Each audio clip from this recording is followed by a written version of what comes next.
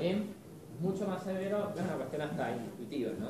Sí, Bueno, entonces, Profe, ahí en ese caso que dice aceite con agitación moderada, ¿cambiaría si el aceite estuviese en reposo? sí. O sea, Tenés es un una poco tabla más, con todas esas características, agua en reposo, agua... es más severo en aceite en reposo que con agitación moderada. ¿Dónde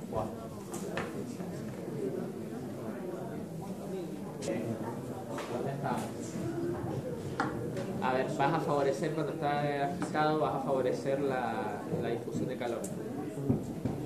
La diferencia de calor porque estás mezclando. Claro. por eso decimos que agua la Pero como el café con leche, cuando le dan vuelta y se distribuye el calor, pues no es lo mismo. Entonces, de 1 y 2, un redondo de, o sea, de los dos ejemplos que teníamos anteriormente, ¿qué es lo que nos tenemos que sacar qué tenemos que sacar en limpio de esos ejemplos? Si yo tengo, para quedar totalmente templado, es decir, por lo menos con 50% de martensita, yo debo tener como máximo, para que quede todo templado, en agua 1,7 de diámetro, en aceite 1,2 y en aire 1,4. Es decir, fíjense que 1,7 los físicos, 1,7, está un cuarto, no 1,4, un cuarto y 1,2. ¿Está bien? En definitiva, ese sería el resumen con el agua es con el que vas a tener un diámetro mayor. Por eso se dice que es más severo el agua, Sí. porque tiene un diámetro. Sí, la parte no, pero no solo por eso, sino que tiene que ver con las velocidades de enfriamiento. ¿Viste la curva TTT cuando baja? Claro, claramente hace más El agua es mucho más. Claro, cuando es más grande podés generar el 10% con agua. Más chiquita Bueno, y ahora, hace rato lo que hicimos hasta ahora, esto es lo más usado.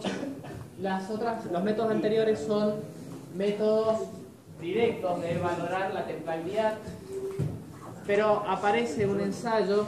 A ver, dijimos que dependía del tamaño del grano, depende de la severidad del medio, depende del tamaño de la probeta, ¿sí?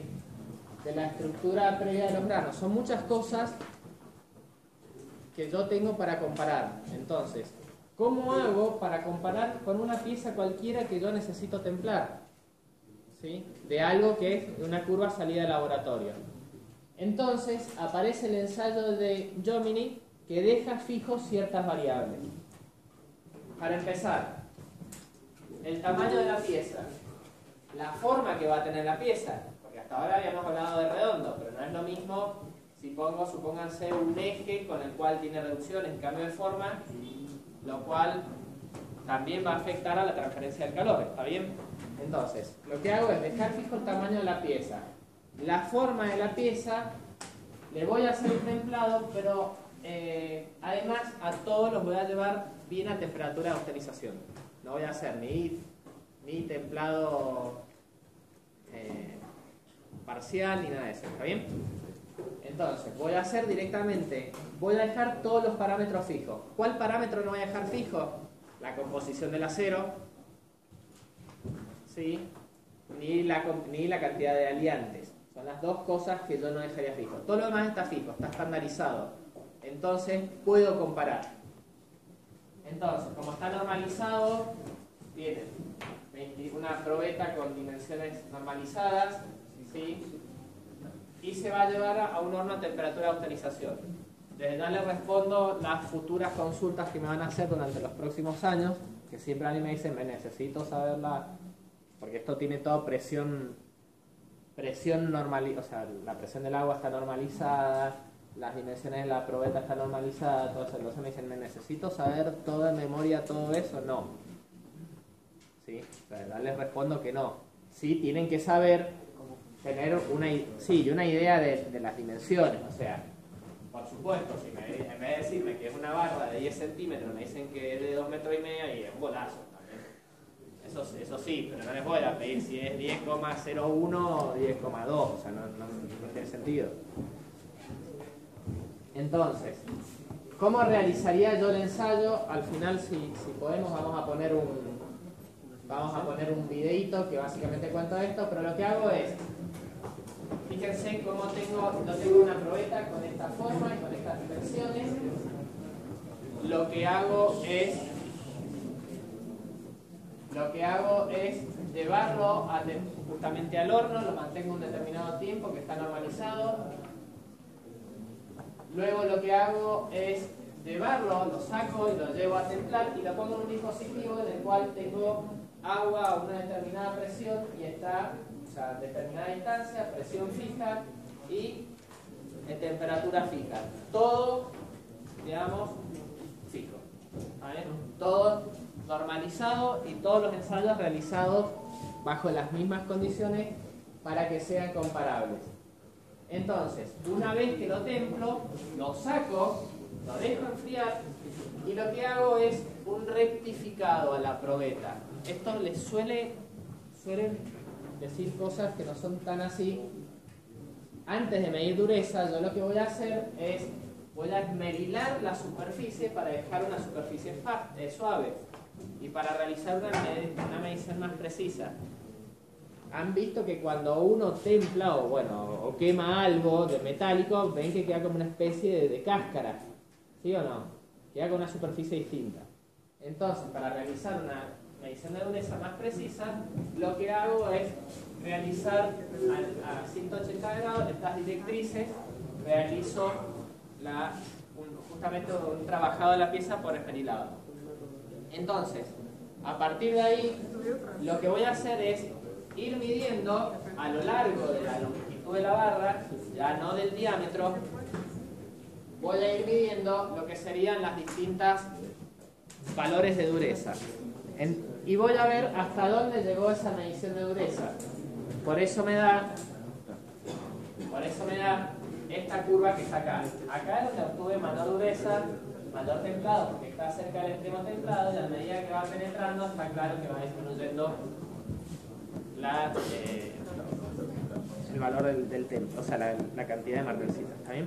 Bueno, acá es un poco está comparado las distintas estructuras que yo para el ensayo de Domini voy a ir, si está bien realizado, voy obteniendo. Esto para un acero aliado. Y está claro que en el extremo templado voy a obtener justamente un templado, y esto un poco lo que veíamos hace rato, que en realidad lo veíamos para distintos diámetros, ahora lo vemos con la misma longitud a distintas longitudes. Entonces, ahora una cosa que nos interesa es ver cómo influye la proporción. Habíamos dicho que una curva que ya mostré hace rato, Sofía, ese es el problema que le conozcan los nombres. Podría decir Ardiani, que también no conozco el hermano, pero no voy a decir Ardiani. Entonces,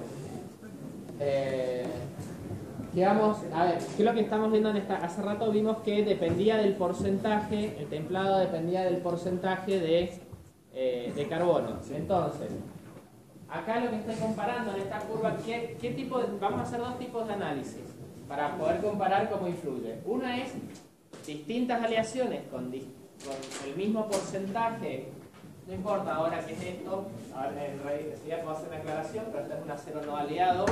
Y acá hay distintos elementos aliantes, en donde básicamente todo este 40 indica que todos tienen el mismo porcentaje de carbono. ¿Está bien? Entonces, es decir, 0,4%. Entonces, fíjense que a pesar de que las curvas de templabilidad de Domini son distintas, fíjense que todos van a parar al mismo origen. ¿Está bien? Y en este caso, este acero es mucho más templable que este. Es decir, mientras más horizontal sea la curva, quiere decir que más penetró la martensita en la longitud de la probeta. Entonces, bien, esto se los acabo de decir. Bueno, ya acá lo que tenemos es justamente la comparación contraria. Ahora dejamos todos aceros tipo 86 de la serie 8000 y lo que cambiamos es el porcentaje de carbono. Fíjense que ya el origen ya no es el mismo, ¿está bien? Por supuesto que este acero es mucho más templable que este que está acá. Acá es un poco una aclaración por lo que no hemos visto todavía el entre aceros. Y entonces, los que son serie 1000 es un acero al carbono, la serie 41 el aliante principal es cromo, molibdeno, serie 43 níquel cromo, 51 cromo, 66 níquel, y así uno va clasificándolo. ¿Está bien? Siempre habla uno del aliante principal o los aliantes principales, siempre tienen más, ¿está bien? Pero son un poco los que caracterizan al acero. Todo eso a nivel teórico es muy lindo. Cuando yo voy a la realidad me encuentro con bandas de templabilidad.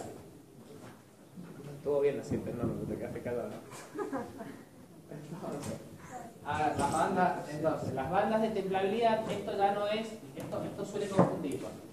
Es un mismo acero 8640, pero ustedes saben, a esta altura de la carrera, que cuando yo hago un experimento no obtengo una medición en una única curva, sino que obtiene una dispersión de datos. ¿Está bien? Esa dispersión de datos va a caer dentro de una banda de templabilidad si es de un tipo de acero. Es decir, que yo en realidad voy a tener un valor máximo y un valor mínimo que me caracterizan un acero. ¿Sí? Yo puedo hacer dos cosas. A partir de un ensayo de Jomini, podría determinar qué tipo de acero es, o al revés, a partir de qué acero tengo, voy a determinar justamente qué dureza o qué capacidad de templabilidad voy a tener. ¿Está bien?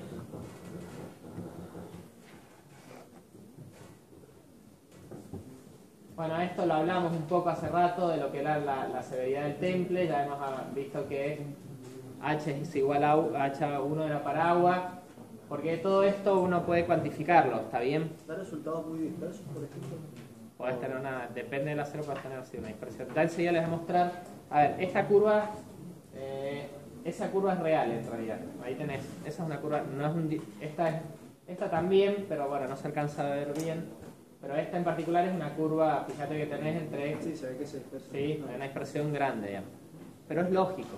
Sí, porque no es perfecto. Rompan 20 probetas a tracción y van a ver que no todas le dan exactamente el mismo valor máximo a tracción. Hay una dispersión. ¿Está bien? Bueno, acá pasa exactamente lo mismo. Entonces, lo que yo puedo hacer es, yo tengo tablas, o sea, voy a manuales y por ejemplo, yo tengo un acero 4140 con un determinado H. De esa forma entro, acá tengo las bandas de templabilidad, o también yo podría, en realidad lo que estábamos hablando hace ratito, yo puedo determinar o qué acero es, o a partir de un acero qué templabilidad voy a tener. ¿Está bien? Y básicamente estas tablas lo que me va diciendo es de esas curvas de templabilidad, que en realidad con las curvas sería suficiente, me va diciendo en la longitud entre qué valores me va a variar. ¿Está bien?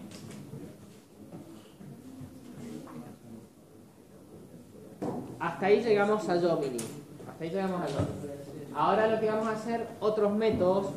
La ventaja de Jomini, y lo cual lo hace el método más usado, es justamente la capacidad de uno poder comparar. ¿Está bien? Pero hay algunos otros métodos alternativos, que se los menciono por si alguna vez se dan cuenta, que uno podría, por ejemplo, en aceros de baja aleación, uno podría utilizar análisis de fractura, que básicamente uno templa las probetas, por supuesto cilíndricas, se rompen y se observa la fractura. Si tienen granos finos, significa que hay una mayor penetración, hay una zona del contemple, y si granos gruesos, no hay temple. ¿Está bien? Porque está mayor formación de austenita. ¿Está bien? Entonces, bueno, esto es un poco diciendo lo mismo. Un poco lo mismo, mayor templabilidad baja, mayor proporción de granos finos, es un poco lo que acabamos de decir. Entonces, acá en este caso, fíjense, hago un análisis de fractura y tengo el 1040, el 4140 y el 4340. Todos con el mismo porcentaje de carbono. Bueno, en este caso el 4340 tiene mayor proporción de grano fino. Bueno, ahí se supone que hubo una mayor penetración del temple. Es más templable. Sí.